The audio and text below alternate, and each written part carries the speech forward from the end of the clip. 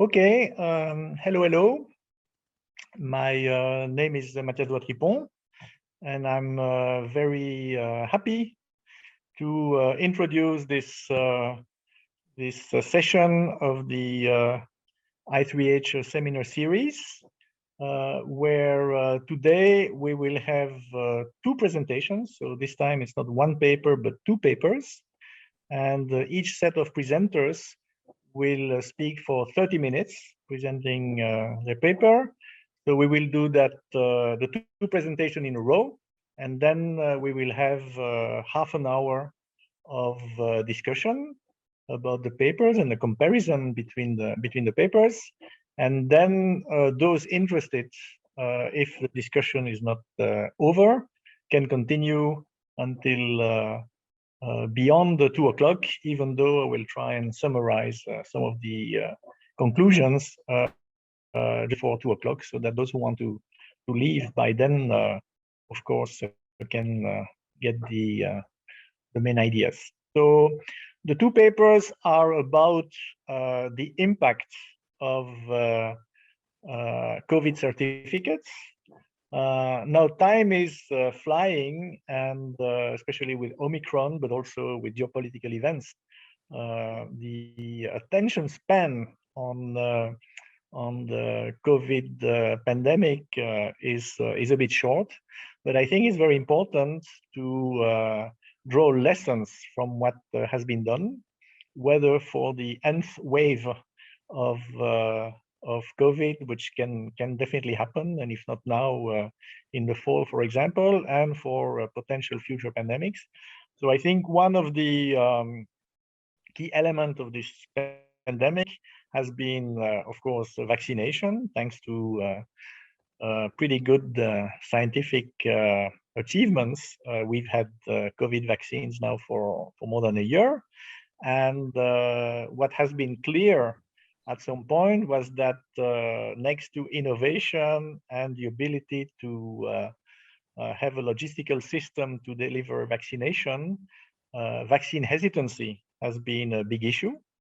And that has led to a number of policies to try and raise vaccination. And the COVID certificate has been a key instrument.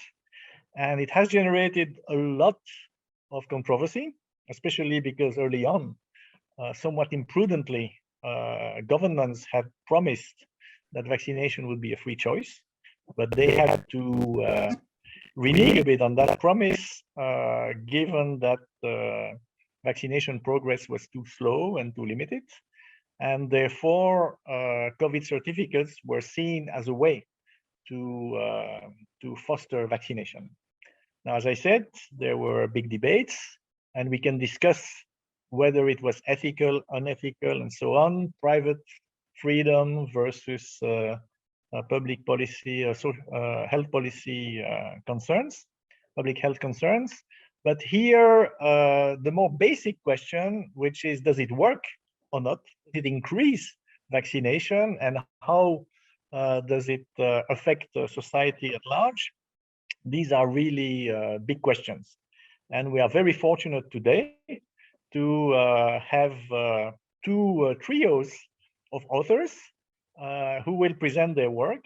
And these are indeed complementary approaches.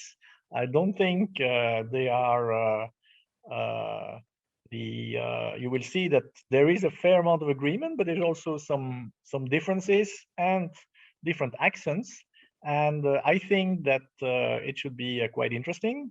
Let me very briefly stress who these authors are, and then give them the floor.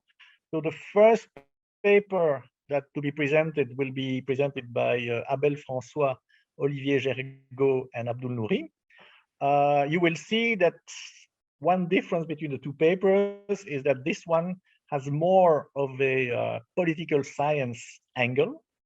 It's of course mostly economics, but it has also a number of political science aspects. So Abel François is professor of economics at Lille University, department Lille Economics and Management, and member of the Centre de Données Socio-Politiques at Sciences Po. In his research, he studies interactions between political dimension and economic dimension within electoral and political process. Second author is Olivier Jergo, previously at ULB. He's a professor at Kedge Bordeaux Business School and a member of the Laboratoire interdisciplinaire d'évaluation des politiques publiques in Sciences Po. And he deals with economics of culture, of restaurants, of wine, of sports, of pro-social behavior, of behavioral finance, and of industrial organization. And finally, Abdul Noury was also, and very much so, at ECARES and ULB, of whom he's an alumnus. He's now a professor of political science at New York University in Abu Dhabi. And he studies questions of ideology, nationality, and party systems within the European Union and beyond. And he's currently investigating the impact of climate change on political instability and migration. So that's for the first trio. The second trio is Miquel Oliu Barton, Associate Professor of Mathematics and Economics at Université Paris Dauphine, and researcher in economics at Bruegel. His main expertise is in game theory, health and economic policy, and the interface between science and decisions. Bary Pradelski is Associate Professor of Chargé de Recherche at the CNRS in France and Associate Member of the Oxford Mann Institute at the University of Oxford. He works on game theory, studying people's dynamic behavior, particularly in market context, and more recently, economics and health policy. And finally, Nicola Volovsko is at the OECD, where he builds the weekly tracker GDP, analyzing the impact of COVID and COVID passes on economic activity. Now, this trio is also a subset, but I think the core subset of a bigger set of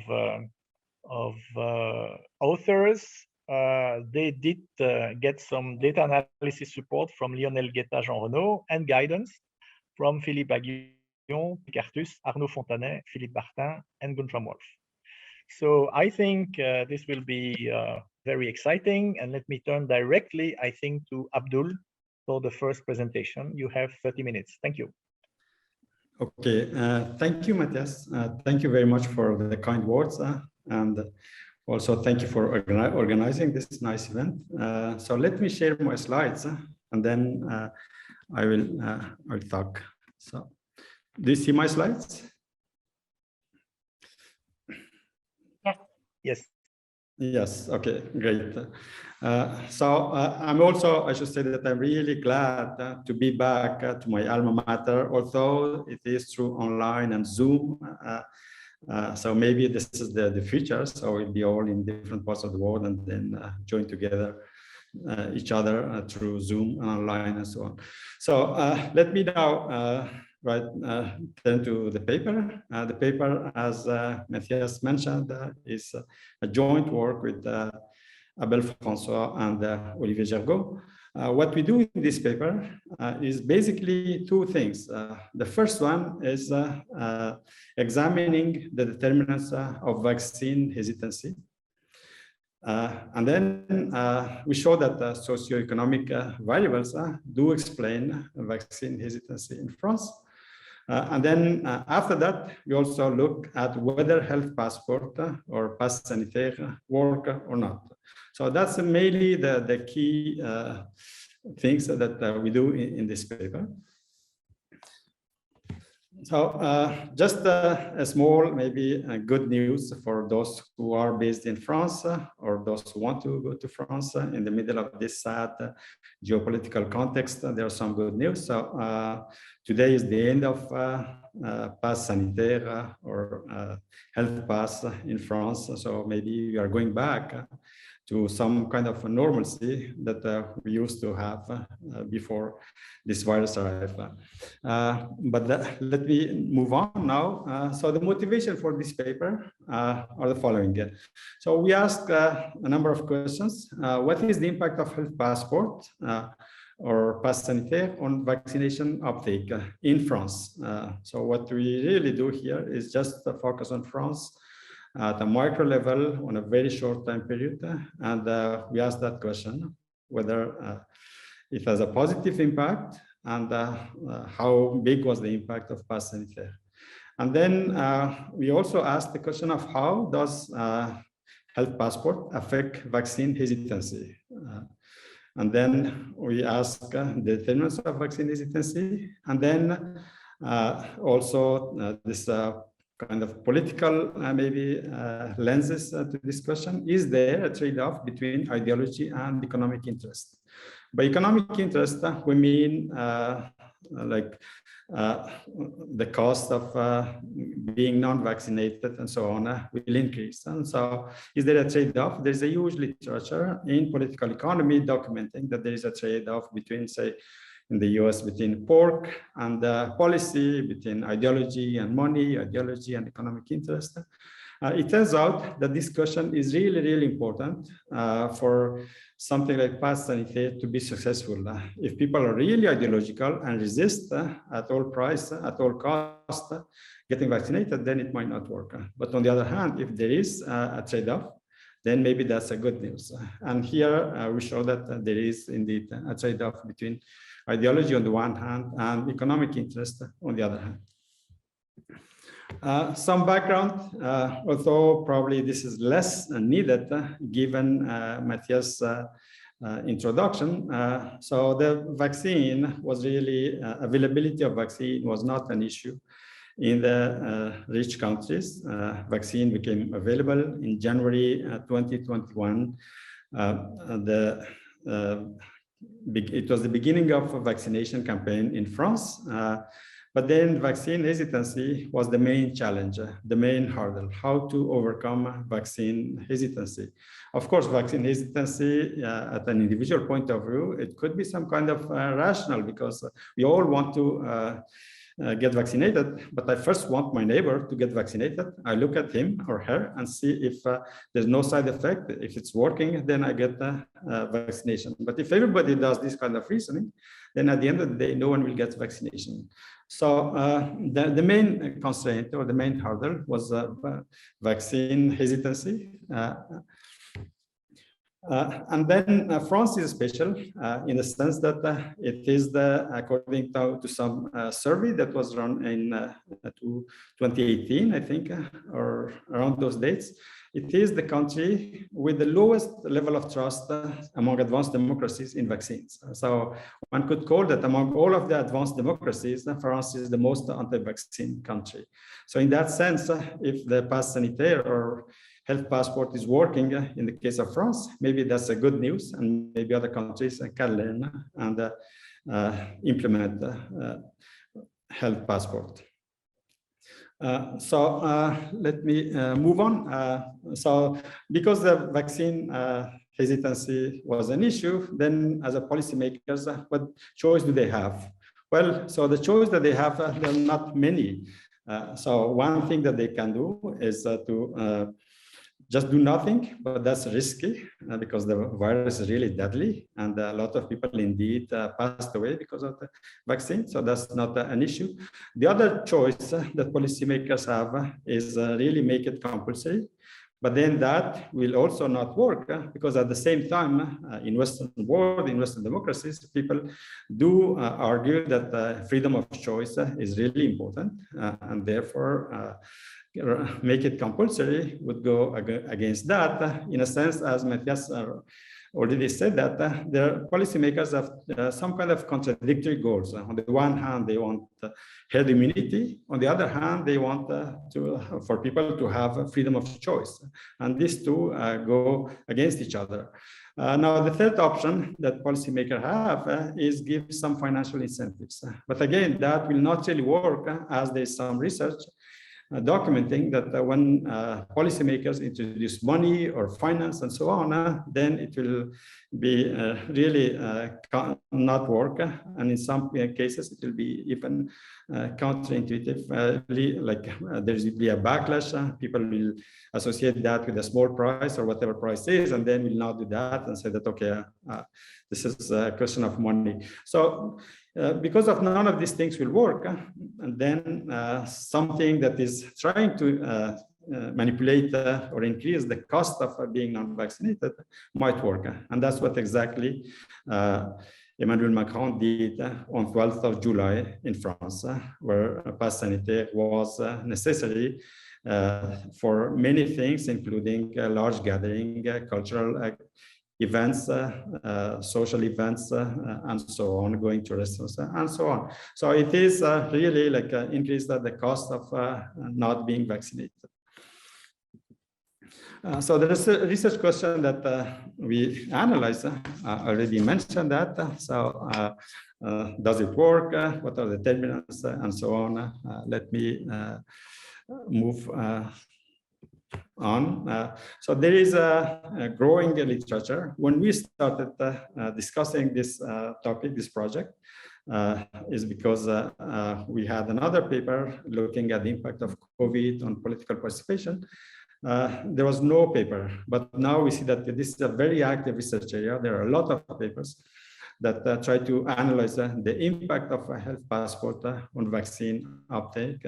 So the paper by Bary, Miquel, and his co-authors, you will see that exactly doing that, but there are many other papers. Some of them are published, some of them are in the pipeline for publications.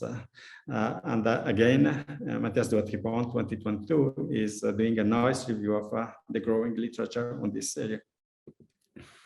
There are some other papers as well that try to look at social and economic determinants of vaccine hesitancy. So that is also our paper contributes to this literature. I'm not going into the detail of these papers. This is just to say that we are not the first to work on this topic and examine this kind of questions. The methodology that we use, so basically we use first the aggregate data across 1,253 districts in metropolitan France. Those are OPCI. And so those are the intercommunal aggregates, entities. So many communities get together to organize these OPCs. That is our unit of analysis. And we look whether introduction of a health passport increased vaccine uptake across those districts.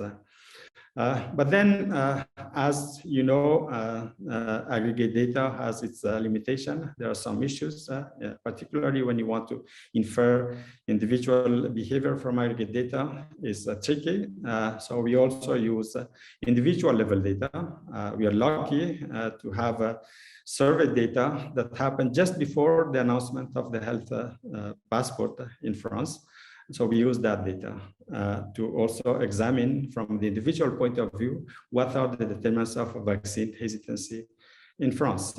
And I will show you later that the individual level data and the aggregate level data, they are convergent.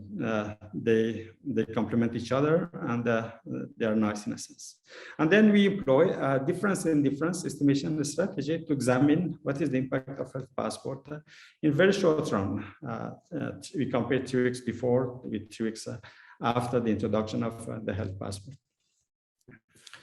So the district level analysis, so our basic equation is a very, very simple linear model where the dependent variable is the share of vaccinated individuals, those who get their first injection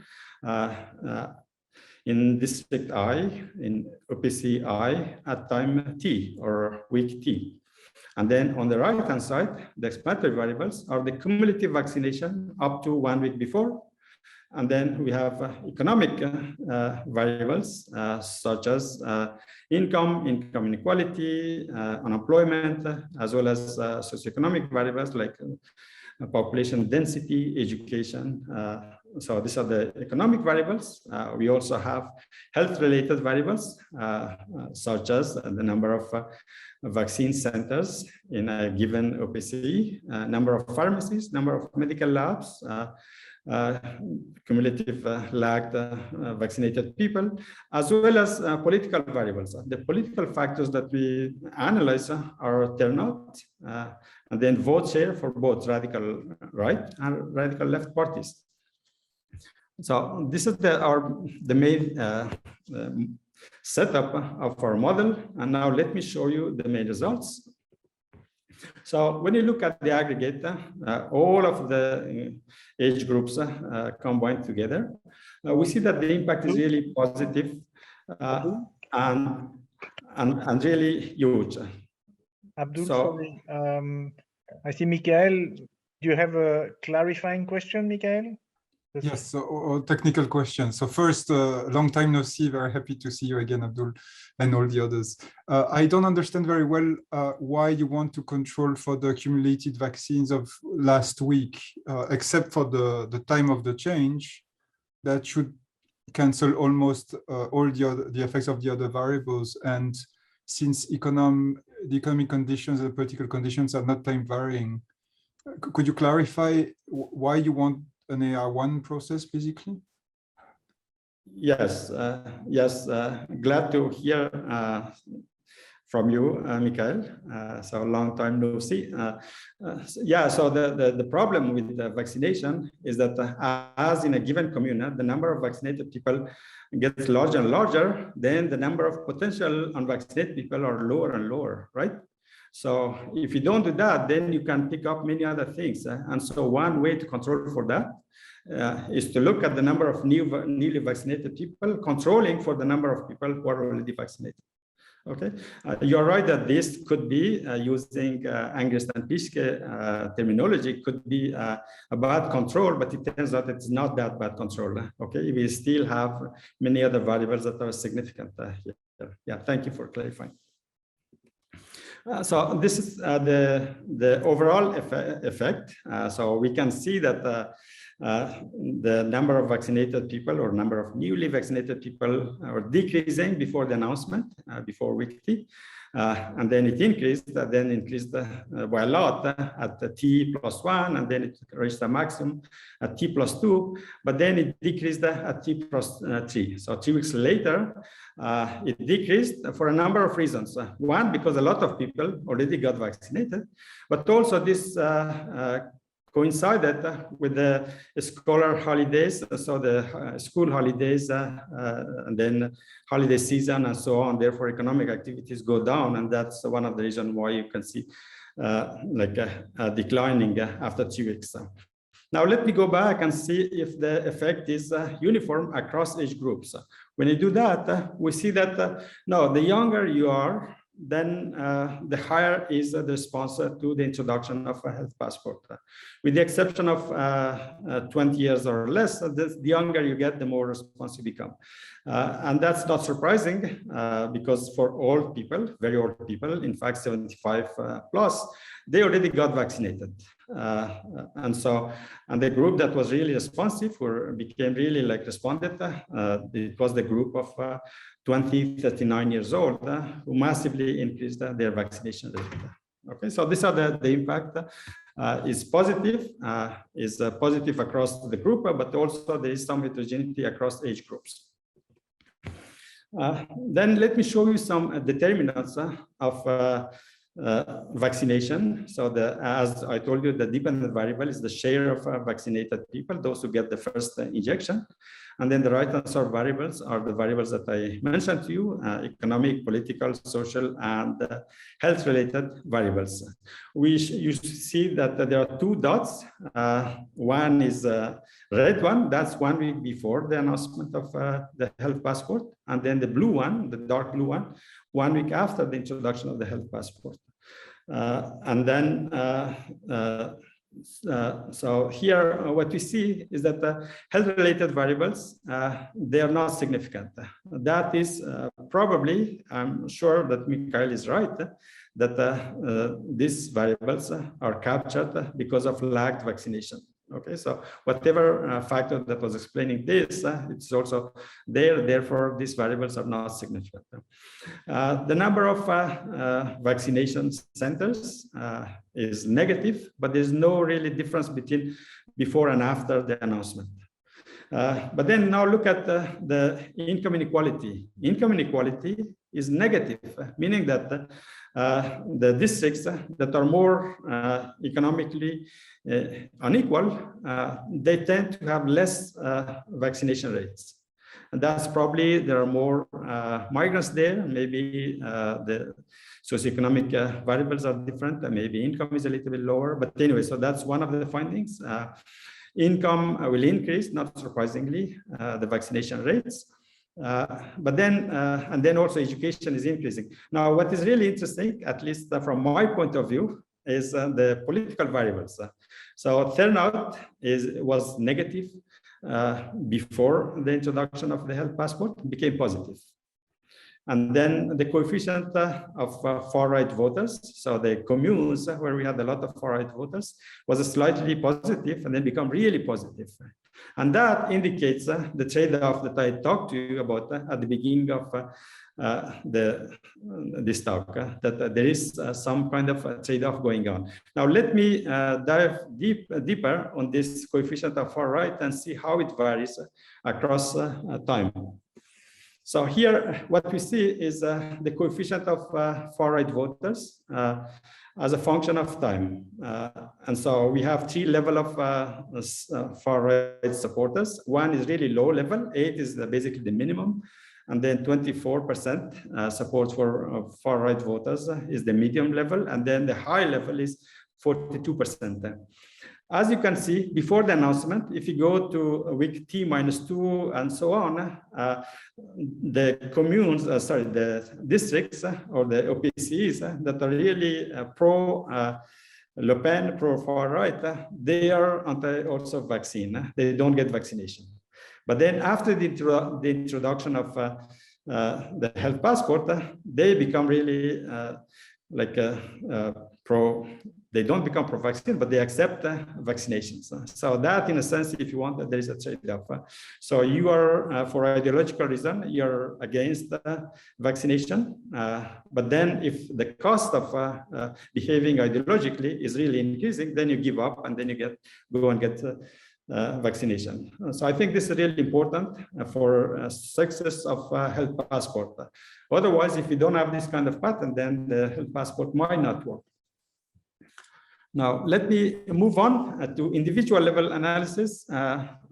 So as I told you already, using aggregate level data is great because you have actual data.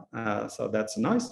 At the same time, the shortcoming of that is what in some fields people call ecological fallacy. Ecological fallacy is when you try to infer individual behavior from aggregate data. And that is something that we cannot do. Maybe the relationship that I showed you, maybe there is some other variables, hidden variables that I did not include. And then I tell you that individual behave like this or like that.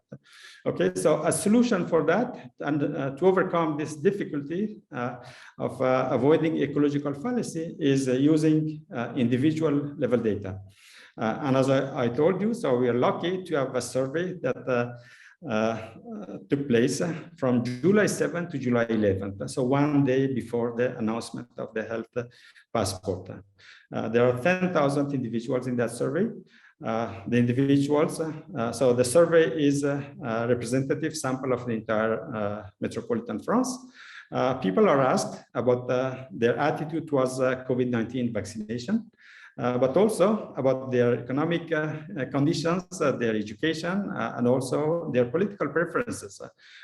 We have data on whether they voted for which political party they voted, but also we have data on where the respondents locate themselves on the ideological spectrum going from extreme left to extreme right. Okay, so 0 on that scale means that you're extreme left voters or you're extreme left, and then 10 means that you're extreme right, at the extreme right of the ideological spectrum. So the results here, what we show you is that, so first, far left and far right voters, they are both people who are extreme leftists or extreme rightists, and they are against vaccination. That's one of the key results. And this corresponds to the aggregate results. So when you go back to T-2 and so on, then we get also negative results for far-right voters. Then male respondents are slightly, marginally pro-vaccination. So here the dependent variable is the probability of being vaccinated. Okay, and this is a logit model. These are the coefficients or marginal effects from a logit model. As you can see, the effect of age, not surprisingly, is going from largely negative to less and less negative towards zero. And that is what you also saw in the aggregate level data. So as people get older, they become more vaccinated. And then education also, as people get more and more educated, they tend to be also more vaccinated. So the likelihood of them being vaccinated is increasing. Also, not surprisingly, and corresponding to our results, is the income. So those who makes more and more a month, then as the income is increasing, they tend to also be more vaccinated. And of course, I mean, this big line that's not significant is a refuse. And those who did not want to declare their income, there we don't have any significance level. Maybe that's because of, for a variety of reasons, people don't want to disclose their income level. And then the two variables at the bottom are the risk level. We have a measure of risk. So the risk also decrease the likelihood of being vaccinated. So people who really love risk, then they don't want to get vaccinated, which corresponds to risk aversion and vaccines and so on. And so this overall here we show to you that so what you find from individual level analysis is somehow similar to aggregate level analysis. So socioeconomic variables explain attitudes toward vaccines or vaccine hesitancy, or in this case, probability of being vaccinated. Let me move on. So what we do is do a very simple difference in difference analysis. Now here it's very tricky because difference in difference or any kind of causal inference. So in an ideal world, we need to have another France and that look like France on every single dimension, but they do not get the health passport. Unfortunately, those kind of country does not exist, and so therefore it's really tricky. So we discussed a lot, and then even in the paper we analyzed Wallonia, because Wallonia on many dimensions look like France in terms of history, culture, geography, and so on. Similar, so we tried to analyze that, but then at the same time we are not totally happy, because Wallonia have a different cycle. The vaccination strategy was a little bit different. And so you really need to be really careful to find out a nice counterfactual. What we did here in this case, we tried to consider people who are above 65 as the control group. So the dependent variable is the growth rate of vaccination in district I at time t, explained as a function of a constant, and then a dummy variable that treat if you are younger than 65 or not, and then a dummy variable that's post, that's a dummy that indicates that we are after July 12th, and then an interaction effect between the treatment and the post, and then we include control variables. Now the main coefficient of interest for us is delta, lowercase delta. The estimate of lowercase delta will give us the growth rate for the treatment minus the growth rate for the control group. Okay, so the key identification assumption here is that in the absence of the health passport, then the growth rate of the younger individuals would have been the same as the growth rate of the older individuals. I think this assumption does not make any sense if you consider a large period, but if you consider a very narrow window, like we do here, it makes sense. In the very short period around the announcement, it looks like the trend between the older and younger generations are somehow parallel. Okay, so subject to acceptance of that key identifying assumption, so let me show you some results. So here here is the results. We have 3 specifications in the paper. We have more than that. In some of them we include fixed effects and then control variables. In some of them we do not. What we see is that basically the constant which capture the average effects for the control group at time 0 is 0.76. So the average growth rate before the introduction of the health passport was less than 1%. And then the treat is the difference at time 0 between the younger generation or younger individuals and then older individuals. We see that that's about 4.5% or 4.2%. So the younger people get more vaccinated because of the French vaccination strategy. They start with the old people and then younger people get vaccinated later on. And then post is the difference over time between the post and the pre for the control group. And that's still significant, but small. So older people still got more vaccinated, but at a small level, the effect was small. Now, the key variable of interest, as I told you, is the coefficient of the interaction effects, which is treat times post, and that is about 2.5%. So that is huge. Remember, these are the weekly data. So over 3 weeks, we get an estimate of 7.5%. Okay, so that's the one way where we try to calculate the impact of vaccination, right? Now, we did also the same thing for Wallonia. If we do the same thing, many coefficients like trait and so on are identical to what you observe here. The coefficient of trait is about 5 for Wallonia, but then the coefficient of interaction effects is negative 2.5%. So that shows that if you consider Wallonia as a counterfactual, then the impact would be much, much larger than what you document here.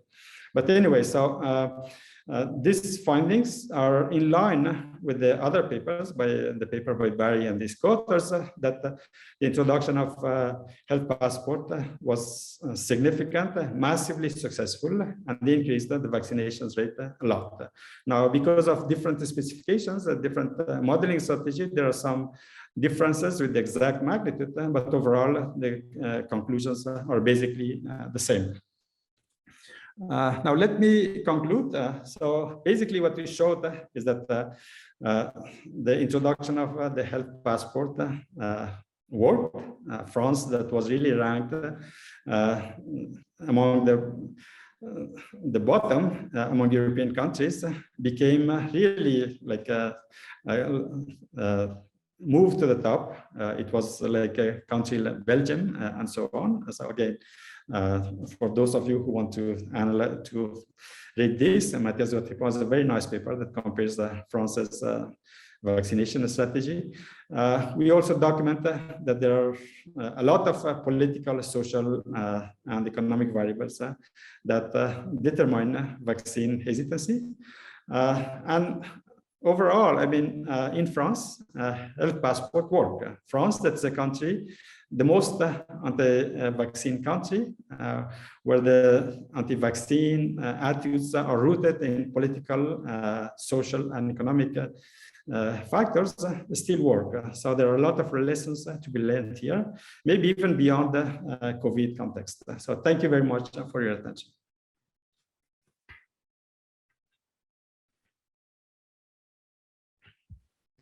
Well, thanks a lot, Abdul.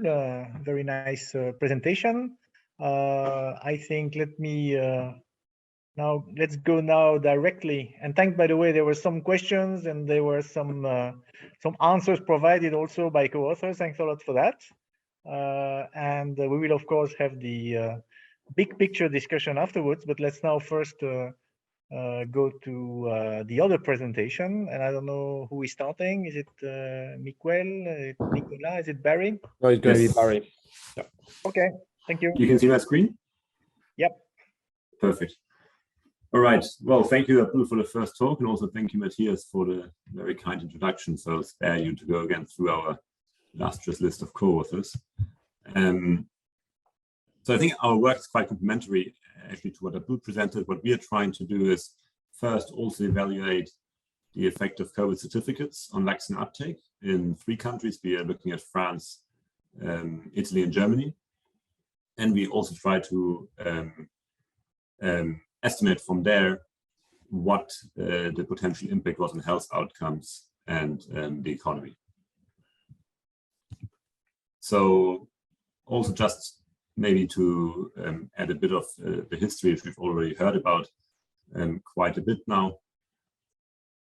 So we all know that vaccines are effective, and they proved effective against severe forms of COVID-19, albeit with waning immunity and also not protecting as much as we hoped for, maybe from infecting others. And as mentioned by Abdul, after some supply constraints in the beginning, very, very quickly, actually, most vaccine hesitancy became the major obstacle for uptake rather than any supply constraints. And interestingly, COVID certificates were widely adopted in many OECD countries, as you also see in the chart below. And already something maybe to mention now is that while both papers you're seeing today are focusing on the effect on vaccine uptake, a lot of the arguments early on for COVID certificates in many countries were rather around securing places. And I think that in many countries, the effect of incentivizing uptake was underestimated and not forefront in the discussion. And maybe also what we'll see in our results, which is important, is that vaccine certificates, or COVID certificates rather, came in many forms and colors. So some were required for workplaces, some were only required for transport, and many countries also gradually increased their use before abandoning them not likely in the months to come. A brief literature review on also in the context. So the paper is trying to evaluate the impact, which Abdul also mentioned already. I'll not go through again, those were the same mentioned. There was an earlier paper by Olivier Jergo in the Proceedings of the National Academy of Sciences, which was interesting because they were trying to anticipate actually the uptake. So they were also looking at survey data before the COVID certificate was introduced in several countries, and actually thought that there would be a positive impact on uptake, but didn't find an uptake as high as found by our paper and also the ones mentioned here by Miquel and our, the one by Abdul and his co-authors, summarized by Matthias and Kai Vanov and co-authors. So the French context is there, we just heard about it. The certificate was announced on the 12th of July. Italy announced it actually on the 22nd of July, and Germany on the 10th of August. So that's also the reason why we chose those 3 countries, because they announced them in very similar contexts. They're obviously also similar economically and politically. And also in those 3 countries, it can be imagined that local announcements are more important than announcements from neighboring countries. For example, in Belgium, you would expect that there's more of a spillover effect, potential effect. So we are also choosing those countries because they seem less polluted by policies from other countries, although this is obviously not possible to exclude that. And so what are we trying to do in our paper? First, we are trying to estimate how much COVID certificates per vaccine uptake. And here we also take the approach to separate the population into 2 age groups, actually more coarse-grained, where data is available. So 60 plus and below 60. Quite interestingly, for Germany, this data is not available. So for Germany, we have to take an approach to take the overall population. And then we are asking those questions, how much did additional vaccine uptake impact health outcomes, which we measure by hospital admissions, ICU, and death, and the economy, which will be measured by the GDP proxy by Miquel. And what you see here on the right is just the image of the actual uptake, what we've already seen, and already looking at the just eyeballing it, it seems that the impact in France was very substantial. Okay, so I'll briefly present our results on the code certificates on vaccine uptake, and then Miquel is going to take on the health outcomes, and Nicolas the impact on the economy.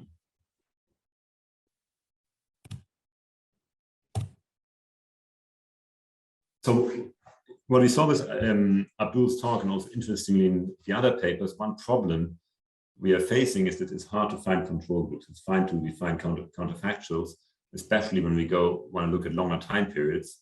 And we were aiming to estimate the effect until the end of 2021. The reason for that is that many countries adopted some kind of code certificates. And so it's very hard to find counterfactual countries which can serve for a longer period. So what we are using as our main method is we are trying to revert to theory about how an innovation diffuses. And there is a long literature on innovation diffusion models, which was started by Rogers and formalized by Barton in '69, which is trying to capture the way innovation, such as vaccination, medical innovation, or other technological innovation, spreading among a society. And the idea is that the pace of adoption is slow initially, when you have very few early adopters, and then it accelerates as the majority is willing to adopt. And because of capacity constraints, so there are only that many people who can get innovation, who can get vaccinated, it slows down again. And so the simple model which is used in this literature is an ordinary differential equation, which is stated here. And without going into the details, maybe just to say that there is 3 critical parameters. The first one is P, which is the innovation rate. So that's the question, how many people are willing to adopt because of their innovative nature. Q is the imitation rate, which says that you are more likely to adopt innovation when there are already more people in the society who adopted it. And then finally, K is the capacity. So this is just saying that at most 100% of people can get the vaccination. Importantly, in this model, actually, what has been shown after the original papers is that if you have initial supply or even eligibility constraints, those are also captured in this simple equation. And so what we will do is we will estimate the counterfactual vaccine uptake by fitting this model up to the point where the COVID certificates were announced. And as I mentioned, the advantage here is that we can create longer counterfactuals, which are for us valid until the end of 2021. And we can do it for several age groups. And to create robustness of our confidence intervals is straightforward in this model. Before showing you the results, I'll show you the second method of choice, which is to try to create a synthetic control, which would maybe be the standard econometric method, which most of you would expect to approach this problem, where we are going a bit further than maybe difference and differences, but we are trying to create a synthetic France, a synthetic Italy, and a synthetic Germany by looking at the country of that have not implemented the policy. And we are creating a synthetic France, for example, as a weighted average of those countries. The weights are determined on the one hand by similar vaccine uptake before the introduction of the intervention, before the introduction of the health pass, but also by adding covariates such as annual GDP, similar population structures, so share of population over 65, several other covariates listed here on the right. And so here on the right, you also see in those little bar charts the synthetic France, Germany, and Italy. And you can see that they are several countries. Our control pool were all countries in the OECD and the European Union that did not introduce the health pass before the end of September. Afterwards, we deemed this exercise not useful anymore because the control pool became too small. So let me share the results of our estimation of the vaccine uptake, which was produced through incentives created by the COVID certificate.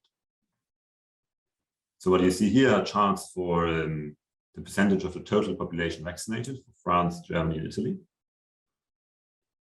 And maybe we can start on the left-hand side with France. So the blue line is the realized first dose vaccination uptake. The red line is the counterfactual created by the innovation diffusion model, together with a 95% confidence interval. And the green one is the synthetic control until mid-September. And so what we see is that by the end of the year, we estimate, our central estimate is that there are 13% more people vaccinated in France than would have been without the health pass. And for those preferring the synthetic control method, we also see that, at least initially, those two methods seem to be giving consistent outcomes. And onto Germany, actually, the impact seems, it appears smaller. And introduced on the 10th of August. And in the end of the year, you can see a little spike. And only then we actually find a significant effect. And here is noteworthy that actually by the end of November, Germany extended the certificates to the use at workplaces, and also removed a very interesting restriction, which was that before the certificate was dependent on the incidence rate of the different regions in Germany. So basically, there was a lot of confusion around the certificates, and also they were really dependent on the regulation in different states, and in the land dependent on infection rates. And finally, if we look at Italy, we see an effect which is, let's say, more comparable to France.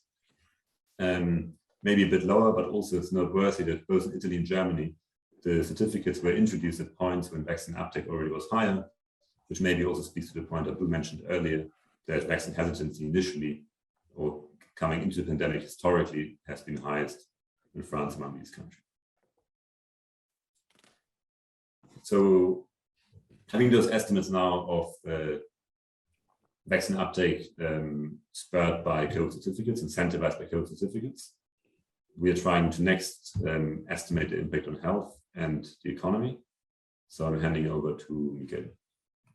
Thank you, Bary. Yeah. So you have the slides. Yeah. Next one, please. Okay. So just to mention a few lines on the methodology. First, there are many assumptions in the model that we argue that are most of them are conservative. First assumption is that we don't make any estimate on the protection of vaccines towards transmission. So we assume that the vaccines protect individually, directly, but do not change the course of the pandemic, meaning that they don't reduce the transmission rates between people. Also, we do not assume that neither vaccines nor COVID certificates change the whole course of pandemic.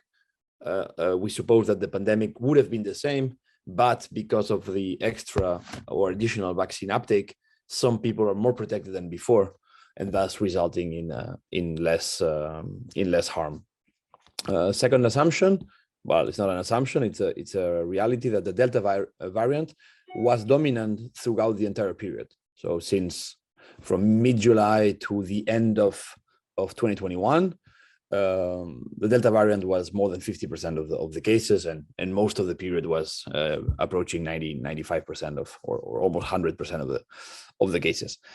A crucial aspect also in deriving from uptake health outcomes is to determine what is the vaccine effectiveness against severe outcomes throughout the period against the Delta infection.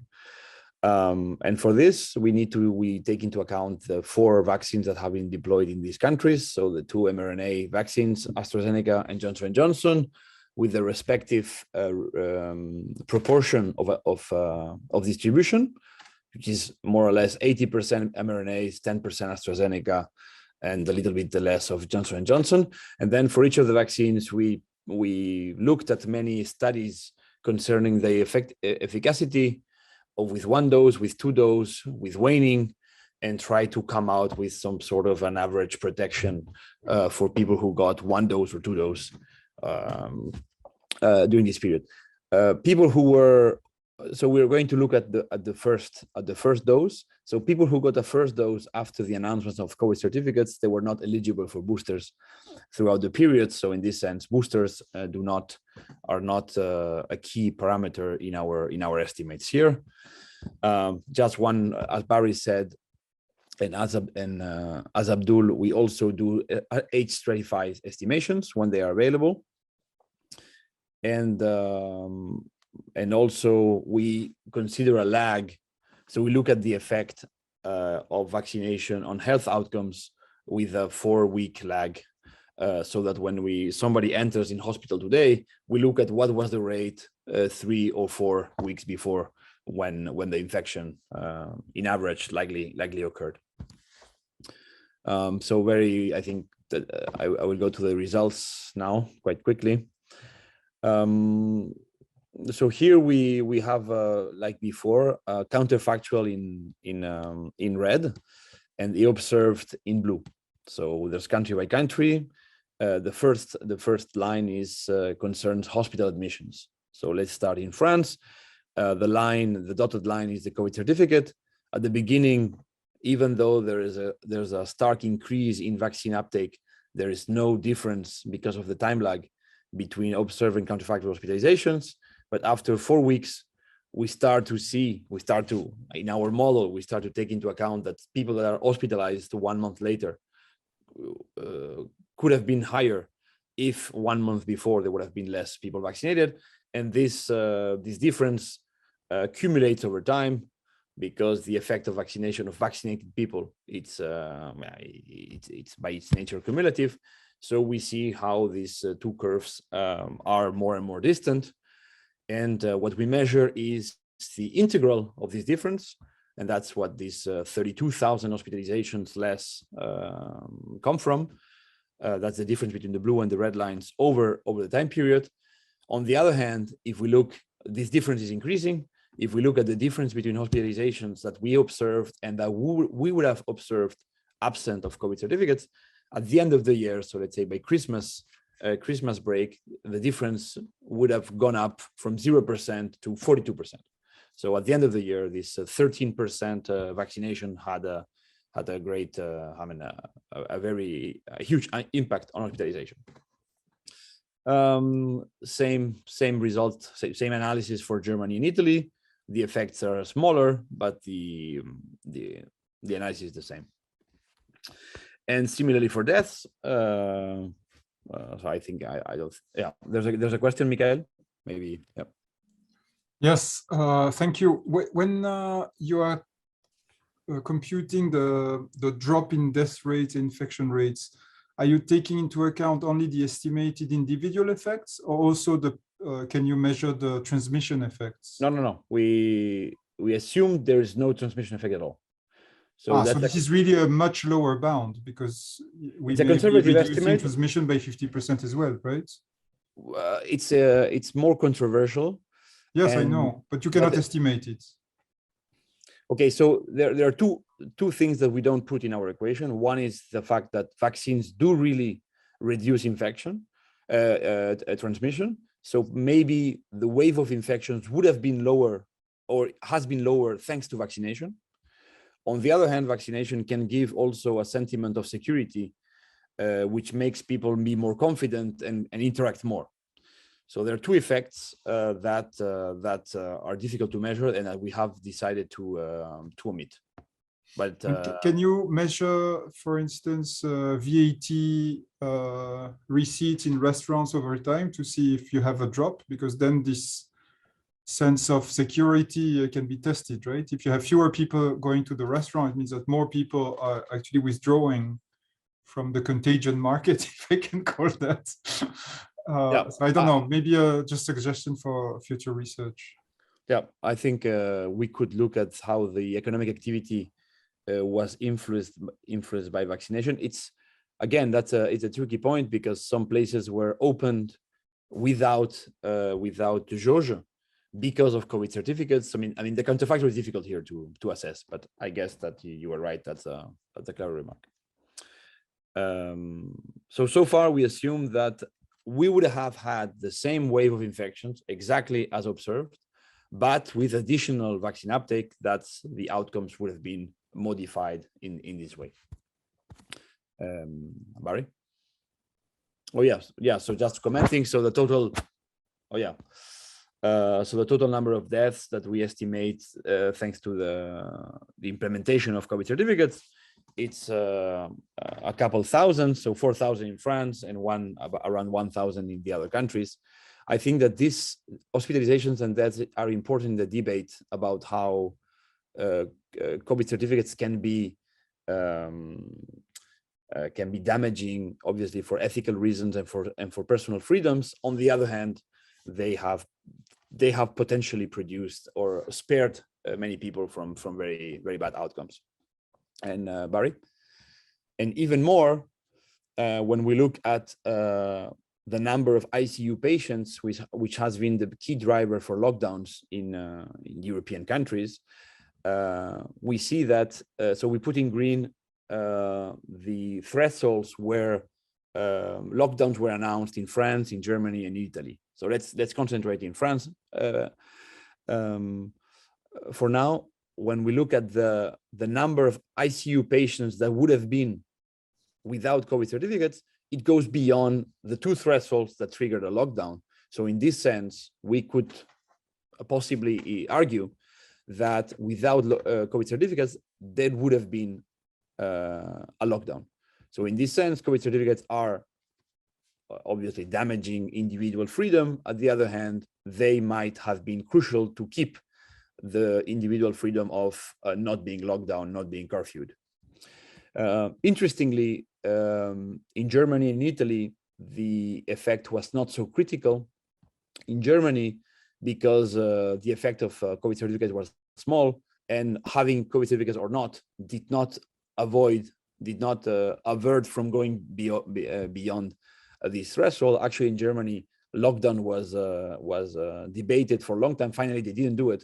But as you can see, they were beyond the threshold that triggered in the first time. In Italy, just because the wave was, the pandemic was softer in this period, even though the impact of COVID certificates was big, it was not crucial to avoid a lockdown. Yeah, Bary, you can go. Oh, Nicolas, sorry.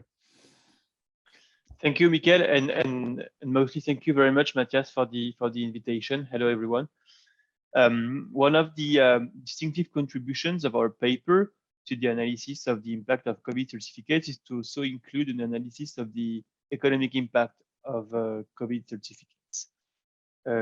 This analysis follows a two-step approach. So first, we have analyze the impact of COVID certificates on vaccination, as Bary explained, using the synthetic control and the diffusion model. And second, in what follows, I'll show you how we analyze the impact of vaccination on GDP. Okay, and from these two causal effects, we derive the impact of COVID certificates on GDP. So to be clear, we only capture the economic impact of COVID certificates that's mediated by vaccination. Okay, there may be also direct effects of COVID certificates on GDP. Okay, controlling for vaccination, but this is not something that's covered by this study. So the impact of vaccination on GDP is analyzed using regression analysis. We use a two-way fixed effects regression at the weekly frequency. Alors, it's interesting because that's a really interesting use case of high frequency economic data, high frequency measure of economic activity. Given that there is a lot of cross-country heterogeneity, it would be very heroic to base the analysis on cross-country variation. So the idea is to use within country variation in time in order to build the analysis. And given that vaccination, the gist of the variation in vaccination rate occurs within quarters, the present analysis relies on high frequency identification. Okay. Alors, now the key question is, but yes, how do we measure economic activity at a high frequency? We use the OECD weekly tracker. Alors, the tracker is a tool that produces real-time estimates of weekly GDP, okay, for 46 countries, that's OECD countries plus J20 countries and key partner countries, d'accord?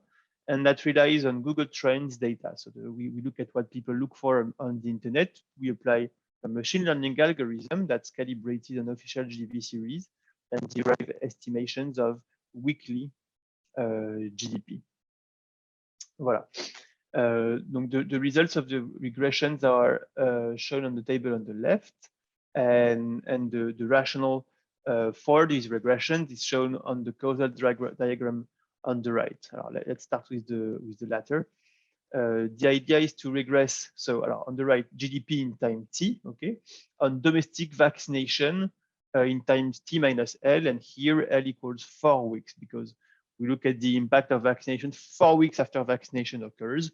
4 weeks corresponds to the 2 weeks between the first and second dose. And it's, when I say vaccination here, it's the first dose, and the 2 weeks and the 2 additional weeks it takes for the vaccine, the protection to become effective. Okay, and well, in the 3 models in the 3 columns of this of the table on the left, we control for information on cases and death in T minus L. So by the time of the vaccination, we control for information about virus diffusion that is available to individuals by the time they decide to get a job. Okay, because that's of course an important contender. It can determine the will to get vaccinated, and of course it determines GDP in T.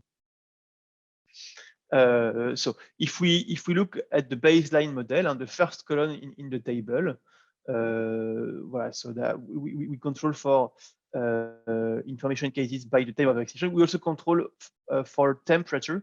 Okay, we gather the database for weekly temperatures for all 46 countries at a weekly frequency, and what we get is a baseline estimate of 0.054 for the variable of interest, which means that a 10% increase in vaccination is associated with a gain of 0.5 percentage point in GDP.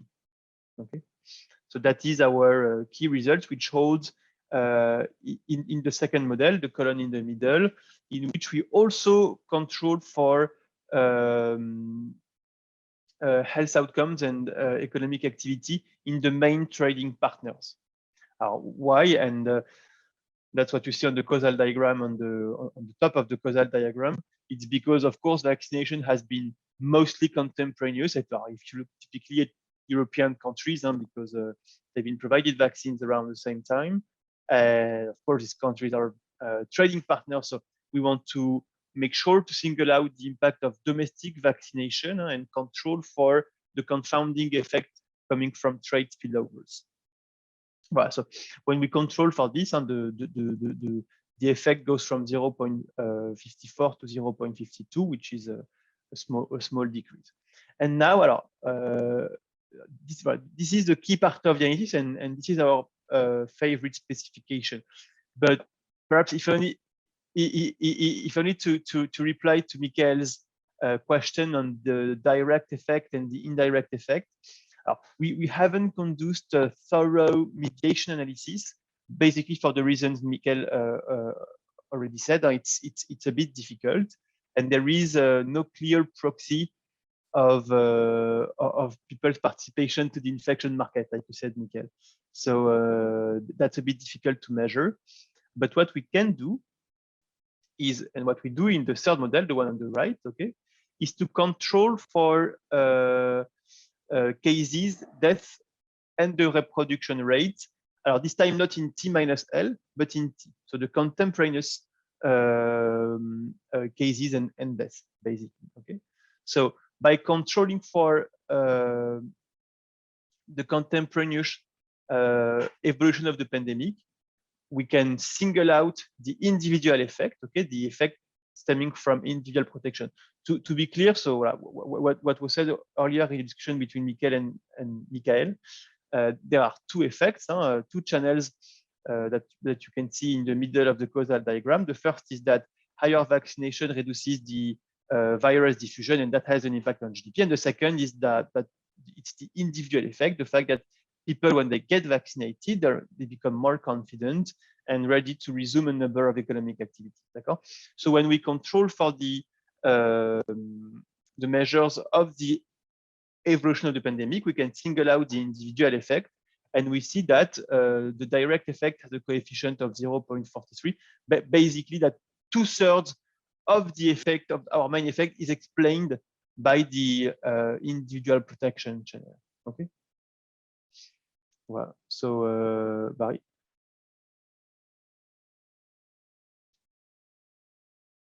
Voilà. So okay, thanks, Miquel, for the heads up. This is our results on the right. It's the same chart as the one that Miquel showed already, but here for the economic effect. And what we see is that by the end of the period, weekly GDP would have been lower in France by 0.6 percentage points, 0.3 in Germany, and 0.5 in Italy. That's the results here. The confidence intervals we show on this chart articulate two sources of uncertainty, the one from the estimation of the vaccine uplift and the one from the estimation of the elasticity of economic activity with regards to vaccination. Yes, Miquel? Sorry to interrupt again, but when I see the gap between France and Italy, it's almost zero. It's two countries where you said the vaccine certificate worked well. And then I see Germany, which is like 2 points below. So I know nobody likes to do cross-country comparisons these days, but it's a 2-point difference.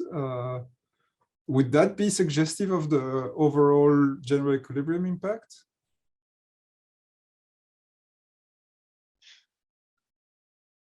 I see what you mean. Alors, I think the answer is no.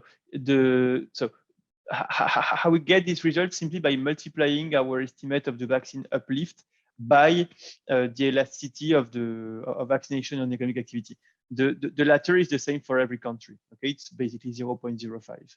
So the fact that the effect is twice bigger in France than Germany simply results from the fact that the effect of COVID certificates on vaccination that's the gap between higher. the blue line and the red line. Yes. I'm saying the gap between the two blue lines should give you also another effect. So I don't understand why the dip in November is so big in Germany compared to the other countries. But is there anything related to the fact that Germany remained a low vaccination country for such a big dip? You're referring to the fall in activity Germany, in November GDP in Germany between October and November, mid-October and mid-November, which does not appear in the other countries. And so my question, again, I know it's conjectural because you cannot identify anything, but it's so steep in a country where we know that vaccine pickup was very sluggish in some areas.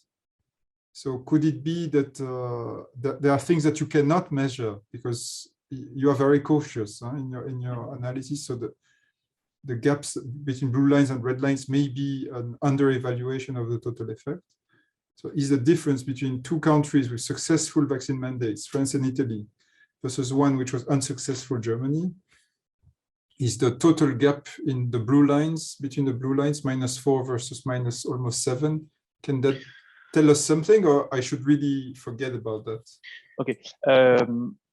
Now I think I understand your question. It's a very interesting question, but I think it's not directly related to the question of COVID certificates, because the order of magnitude of the impact of COVID certificates of vaccination is much lower than the differences in the severity of the waves of infection, of Delta infections occurring at this period between these countries. There has been a super severe Delta wave of infection in Germany by this time, which took a heavy toll on the economy.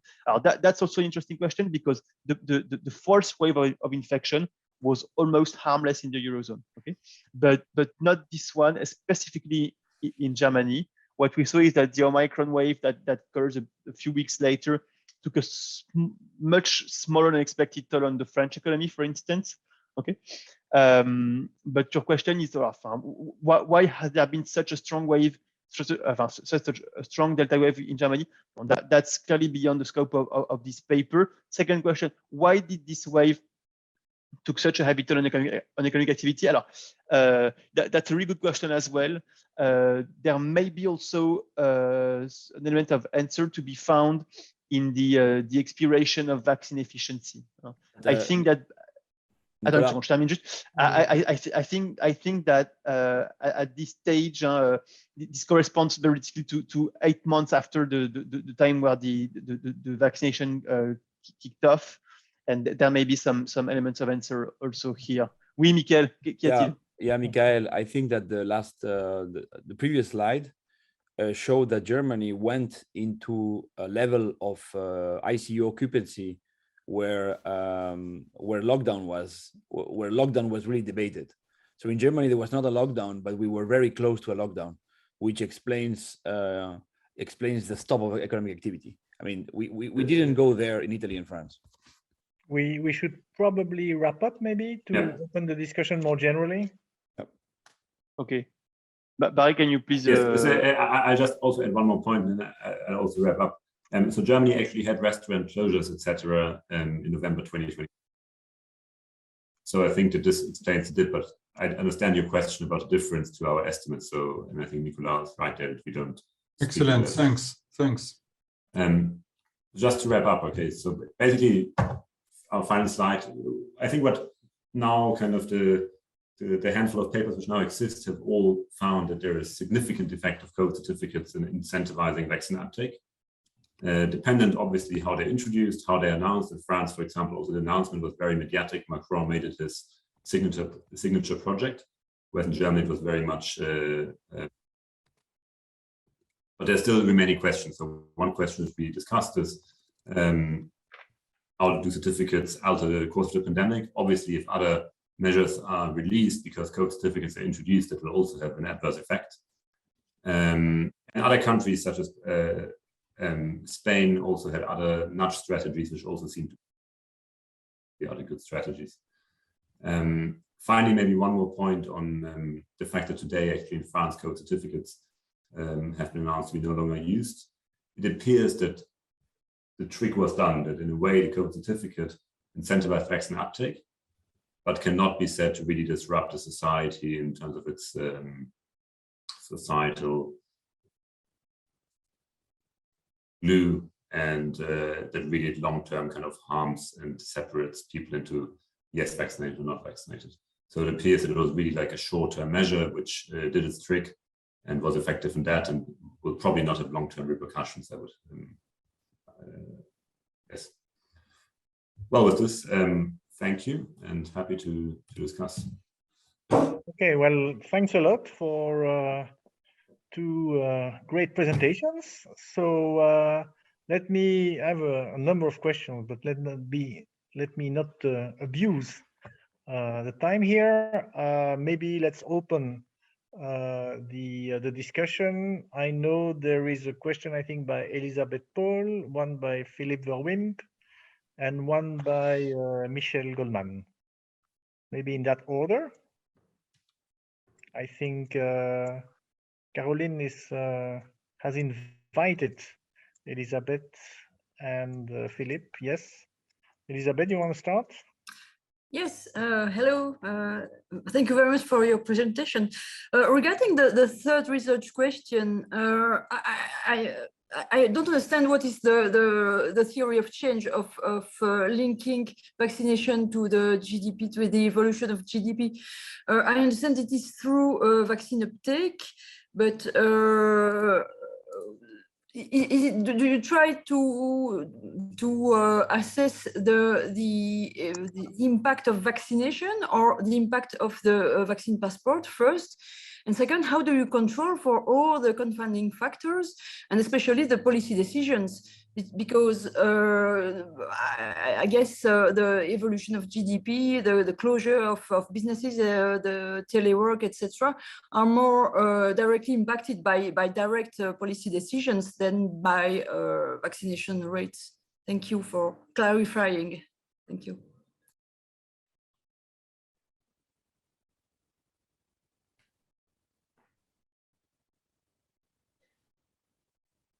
I don't know who wants to answer. Okay, sorry, I thought you were taking the question. So thanks a lot for your question. What we do is to look at the impact of vaccination on GDP. Okay, that's the answer. The answer to your first question. There are two channels. The first one is that there's an individual effect. Because vaccinated people feel more comfortable to resume economic activities, okay? And there is a macro effect that vaccination reduces virus diffusion, okay, which in turn reduces death, admissions to ICUs, and the probability of a lockdown, okay? And that has an impact on GDP. So we control for a number of confounding factors. First, because we have time fixed effects, okay, that control for all common shocks that are simultaneous in time across the 46 countries. Second, we control for country fixed effects, which control for capture unobserved and time varying country heterogeneity. Third, we control for temperature. 5 for cases and deaths by the time of the vaccination.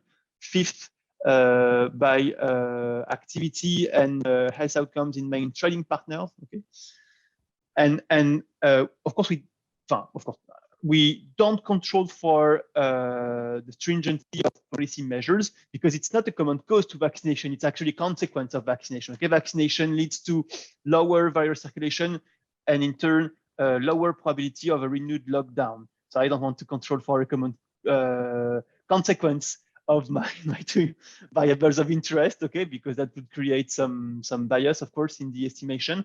So we don't control for that, but we do control for case and deaths by the time of the vaccination. And in the third model, the one where we try and single out the effect that goes to the individual impact channel, in this one, we do also control for the contemporaneous cases and deaths, okay?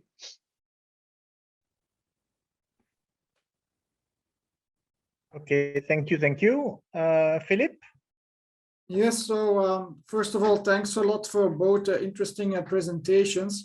When looking at the effect of the certificate on France and Germany, we see a notable difference.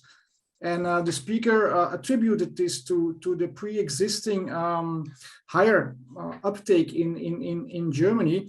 But I'm wondering if it also has effects on the harsher implementation of the announcement in France and its enforcement. And Bary already responded in the Q&A that he agrees with that. So I do think we have to look at the different ways the certificate was implemented in both countries. And in France, it seems to be much harder, much stricter, with much more severe consequences than in Germany.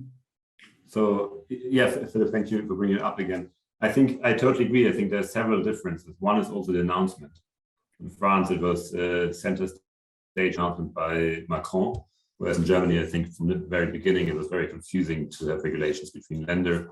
And as I said, the announcement was also the certificate was not intended to be as strict. It was only obligatory in states where incidence was above 35 per 100,000. Regarding the fines, I'm actually not sure whether the fines were higher. Definitely, I think the enforcement was stricter in France. So in France, if you went to a restaurant, 80% of restaurants checked it. In Germany, almost none did. Exactly, and I think that also may has to do with the centralized power of France state. As a very centralized country, you will possibly to announce a complete policy for the whole country. And as you rightly point out, the lender play a much more important role in the German case, which makes also a difference between the two countries. But it seemed to work in Italy. So I agree that the centralized nature in France helped, but I will argue that also in Germany, most of the pandemic management suffered from disconnects between what is state power and what is federal power. So I think this weakness played also out in the COVID certificate, but played out in many other decisions in German policymaking, probably. Yeah. Thank you. Miquel? Yes, first of all, thank you for this interesting presentation. As a medical doctor, I'm always fascinated by the way economists can indeed contribute to better health policies. Now, those are retrospective observations. What can we learn for the future? and the future might not be so distant. For me, what I learned from also your presentation is that the major impact of the certificate has been to reduce the load on hospitals and especially intensive care units, right? And this is indeed has been used as a criteria also to withdraw at some point those certificates. Now let's say that we enter into an endemic situation where people don't have to go to intensive care units. They are still sick. They might sometimes go to the hospitals, but not always. But they have to stay in quarantine. They have to stay at home. They have to stay in quarantine because there is a willingness to reduce the transmission. And I'm wondering, you know, in such a situation where the disease is not so dramatic, but can still have a major impact, especially on social and economic lives, what could be the impact or the justification of certificates? So who wants to answer? Yeah, Michel, thank you very much for this remark. I think that one of the things that is debated now is obviously when COVID becomes not the cause number one, maybe the cause, the fifth or fourth cause of disruption of hospitals, then there are other measures that may be more prioritary and more important. We know that COVID certificates have worked at the time where COVID was the main one reason of disruption. They helped having people vaccinated and dealing with this problem. I think that it's a good news is if this is no longer the case. Obviously, any disruption and any extra load to the health system has to be tackled. I don't know if we can, if it's maybe too disproportionate to have COVID certificates when COVID becomes less of a problem. So I think that demands other ethical considerations, I guess. Okay. Yeah, I think that I agree that, I mean, the whole debate has been, I mean, these certificates do imply indeed some things we don't like as a society. Well, some people think that indeed being forced or quasi-forced to be vaccinated is not great for personal freedom. Then the issue of having private enforcement of social rules, because, you know, in a restaurant, you need to ideally check your COVID certificate and your identity card. You know, some countries don't even have identity cards.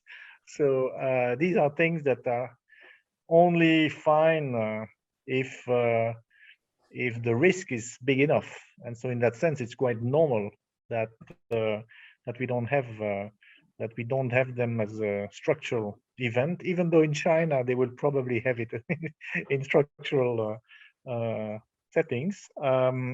But, you know, I mean, coming there, that's kind of thinking to politics. I think that to what extent do you think that the difference between Germany and France was also due to the fact that in Germany, they were in electoral campaigns. They had elections in September. So they were busy with that in the summer, while Macron didn't have an election. By the way, the worst time in Belgium for managing the epidemic was just before the so-called second wave, which was really big in October, November 2020. Well, they were busy trying to form a government in September of 2020.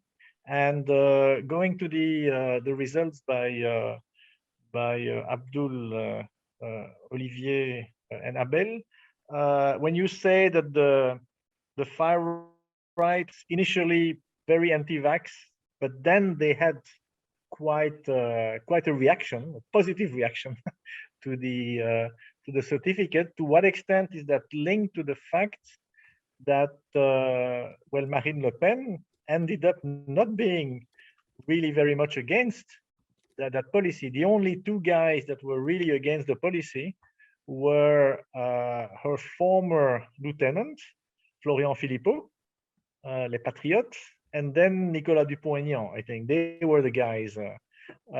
But the fact that Marine Le Pen had understood that I think that half of her voters, potential voters, were not against the COVID pass meant that it was not worth kind of pushing for.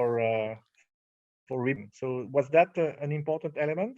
I think also people say a lot about the fact that anti-vaxxers are not homogeneous. There are different types of people. You know, some are the you know, the bobos, you know, left-wing, pro-nature, anti-official medicine, that kind of stuff. Obviously, these guys don't vote for Front National in general. Then you have some, indeed, conspiration theorists and the like, and so on, that are maybe more on the extremes. I think one thing which was, I think, quite interesting, and being involved, having been involved in the discussions in Belgium on this, there was always this idea that, you know, people who have already been vaccinated, they are in favor of COVID passes. But they don't matter, because who you want to convince are the people who are not yet vaccinated. And then, of course, these people in psychological surveys, they say, you know, when you ask them, are you vaccinated or not? And they say no. And then you ask them, and what about a COVID pass? Then, of course, they say no. But interestingly, while these studies should have said, look, it won't work, in the end, it was not true. And I think your studies are quite interesting in this respect. And can you comment a bit about how is it that people may end up basically saying wrong things about how they would react? I know that's a lot of questions, but you know, decide to answer whatever you want, huh? All of you. And then I think Michel has a new question. Maybe the question is also related to yours, Matthias. We can now listen, Michel. Okay.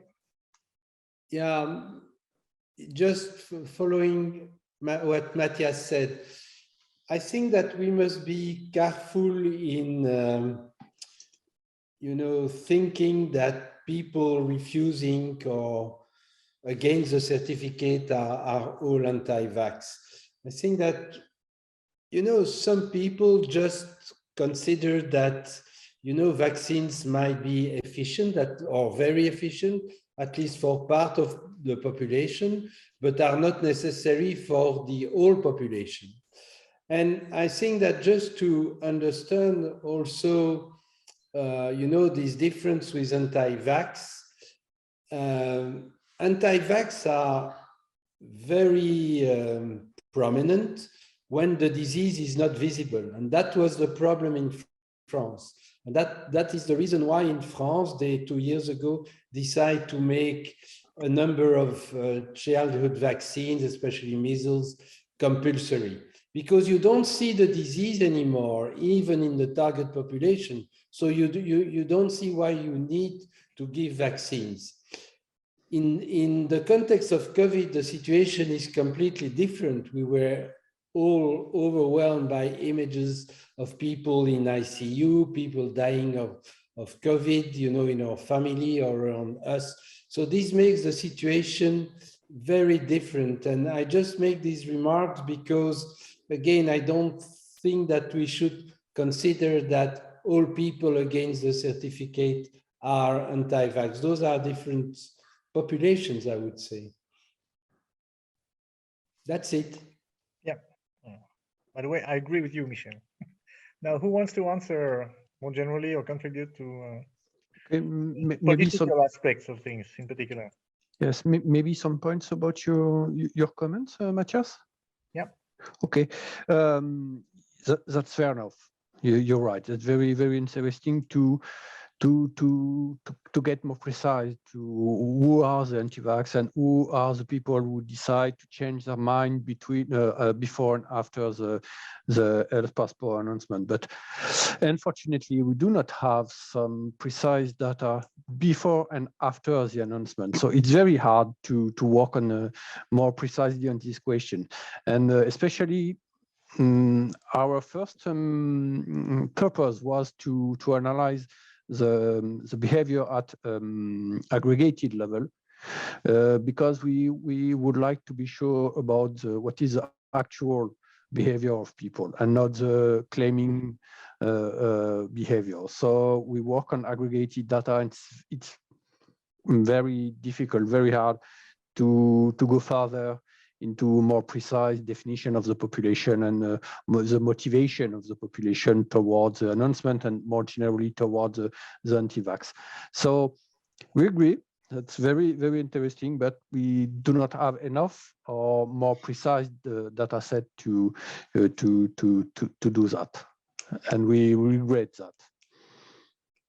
So if I may add something, I have the feeling that in France, they announced it in July. So July is early in the summer. So everybody was preparing their vacations, which usually occur in August. And people do care about restaurants in France. And I think the motivation was also to enjoy their summertime, hanging around and having the possibility to participate to activities, to visit museums, or just having lunch or dinners at restaurants. So that, I think, made the difference. I agree with Bary when we said this was an official and announcement, and I think it was a good job. It did a good job, Macron, at announcing it officially, quite officially, solemnly. But at the same time, it was earlier than in Germany. So the marginal benefits for us in France, and the marginal cost was higher because they announced it before. So we were all concerned, I think, about the fact that without this health certificate, we would not be able to have normal vacations. So I think it added to the success of the health passport in France, probably. And that is more or less it. For I think this timing was perfect. I think maybe a month after it would have been a little bit different. Okay, so who else? Bary or Abdul? No, I'm fine. I'm fine. So I mean, Olivier and Abel are closer to the context. So Okay, Bary then. And then yeah, Matthias, I just want to share a point which is not from our research, but I saw a Swiss psychologist talking about this, because he said it's surprising that hesitant people were convinced, or anti-vaxxers were convinced by an almost obligation. And she argues that basically an obligation might allow people to stay consistent in their mental frame, which is very interesting, because if for 1.5 years you tell yourself, I don't want to get vaccinated, even if you are rationally now convinced you should get vaccinated, it might be useful to have an obligation, so you are staying consistent in your mental frame. Mm-hmm. And I thought that this argument for me was quite pertinent. Mm-hmm. Yeah, that's a good point. I want to answer to this remark, Matthias, that people who were vaccinated were already in favor of COVID certificates, so you have to be addressed to those who remain. I think that COVID certificates at the beginning, the key for the acceptability was including also negative tests, which looks like very inclusive because you don't have to vaccinate, right? You can just test every 2 days or 3 days. But in retrospective, I think it was very efficacious to gain acceptability because we are not forcing anybody. But it's so much more practical to get a vaccine, so less costly, that people actually get vaccinated. And the fact that the tests were free or not, it did not impact. At the beginning of September, October, they decided to charge for tests. It didn't change much. And similarly, at the end, once you have like a vast majority of people vaccinated, you go into obligation and it's already acceptable because it's a large majority. So I think that this narrowing the criteria or having a more and more strict implementation of COVID certificates is a good way towards acceptability. But probably, I mean, Abdul and Abel and Olivier, you know more about this.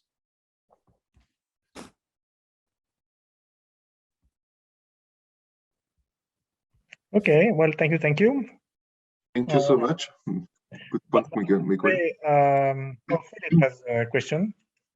Yes, it seems to be that the acceptability of the certificate also depends a lot on the way government communicates about it, because what we as citizens, personally, I would not like is that the data would be used for other purposes than just checking if I have a vaccine. Say, for example, that some agency is looking for which kind of restaurants I have been visiting the last few months. That would be disastrous to the trust in government about the use of these certificates. As long as they're only used to check if I go to a restaurant and if I'm vaccinated and I can freely use the food in the restaurant, everybody is fine. But government should also communicate about the fact that these data are not used for other purposes. And I think there the government has not done a great job. They just obliged everybody to do a health certificate and say that was for collective and personal health. But government should also communicate about these privacy issues and make sure that citizens maintain trust in the system. Philippe, this in France, at least, this point was debated a lot, and the government insisted a lot in the fact that the data was it was just, even at the European level, maybe I'm mistaken, but the EU digital certificate, it was all about just like the credit card, like just checking that the COVID pass is valid, but without storing or without using for other purposes. I have the impression, I mean, I saw it in the debate quite enough, and obviously that's very important, obviously. Even if, of course, some conspiracy theorists will not trust that the government will do that. So the only people who can store whatever they want are the GAFAs, of course. They know a lot more than even we know about ourselves. So, but for some reason, that's fine. But no, I think that, by the way, one thing that has, of course, been very much in the news about vaccination is the fact that the population is not at all homogeneous, and neither in what they do day by day, nor by what they believe and which media they listen to and all this. I think one thing that seems to have worked in France is that they decided to be reasonably comprehensive in where the Corona pass was needed. For example, I once talked over the summer to the people in charge of vaccination in Seine-Saint-Denis, so which is a poor department in France, I guess the equivalent of the poorer parts of Brussels. And there, the key thing that generated a big response was that the COVID pass was needed to go into shopping malls. And it's a bit sad, but basically they were saying, well, people from Sub-Saharan Africa, they typically don't go back home on holiday over the summer, in contrast to people, for example, from Northern Africa, that they go home over the summer. But if they live in smallish apartments and when it's very, very hot, well, they go and hang around in shopping center because it's air conditioned. And there, it was a key reason to say, okay, let's get the COVID pass, let's get vaccinated so that we can go there. Because Olivier, you say we all want to restaurant and all this, not everybody can afford to go to restaurants. But, and I think that's, for example, Brussels has a pretty low vaccination rate in the end, because it's extremely diverse place. People say that with London, it's the most international city in Europe, with people coming from more than 100 countries. Some of them don't listen to the media. They wouldn't have listened to Macron either. And so you need to find ways to reach all these communities. And I think that's another thing which is important. And I guess COVID pass is a way, I mean, should be seen as an instrument next to a number of other instruments to reach people and convince them, I think. But maybe one question, because time is of course passing, and so it's very interesting. But maybe at some point we need to close down, maybe. But one question I would like to ask you is, of course, your study, both of your studies are very much Delta studies. You know, this was at the time where the Delta variance was. Now we are, of course, now in Omicron. There may be subvariants of Omicron. The key thing will be, do we need an extra booster at the end of the summer? Because we know there is seasonality, and there may be future waves in the fall. Can we use your studies and say, look, we have some efficiency numbers about vaccination and booster on Delta? Can we then, in late summer, take the virological studies and epidemiological studies on whatever variant will be there at the time, and do a kind of plug these numbers into your studies to have effects, to look at potential effects, with the additional thing that I think for boosters, ideally a given incentive like a COVID certificate could work better, because these are people who have already done the first step. So it's more difficult to convince people who has never been vaccinated to take the first dose, and to have people who have already taken 2 or 3 doses and to do the extra one. Or what can you tell us about what your papers are saying about what the policy that should be followed, as I say, next September? Just one thing is that maybe at some point we can become concerned about the number of shots we get. So of course 1, 2 is okay, but 3, 4, or 5. So at some point maybe some people can get worried about the consequences on the health. So far so great, I would say, but maybe with some other shots, people will think differently, and they will maybe become more reluctant. Even they were not reluctant at all in the beginning, and they will maybe weigh more the drawbacks of the additional shots in the future. So I would say maybe it's possible to renew the analysis. Quite simple, of course, but I'm not sure it will be as there are pros and cons, and there's the marginal cost, which is probably different from the benefits. So it's hard to tell, given that we have no clue about the cost and benefits of the additional costs shots so far.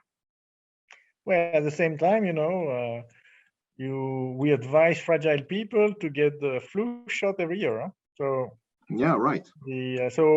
But the flu shots. But I agree with you that you may start getting worried. But I mean, if you listen to the virologists, they will tell you that in any case, the bad effects of vaccines always happen within a couple of days. Huh? So, but anyway, Bary? I would just like to add to the question. Like, I think this question is very interesting in an even more long run for the next pandemic, because optimists would argue that it's a technological problem, and one day we'll have vaccines which work against any disease. So within 100 days, there's now a lot of money going into finding vaccines within 100 days. And I think that the overall very interesting question is whether, suppose we had a vaccine widely available 100 days into the pandemic, meaning early March actually, what would have happened? Would people have adopted the vaccine, or would we have seen almost the same number of deaths and the same harm before people would adopt the vaccine? So I think this question is very interesting. At what point also the level of harm needs to happen for people to be convinced of those technological inventions? Okay, well, thank you. Are there further questions? well, if not, let me again thanks all the authors and presenters and the audience, particularly those who ask questions. And so thanks a lot. Thank you. Thank you. Thank you. Thank you. Thank you.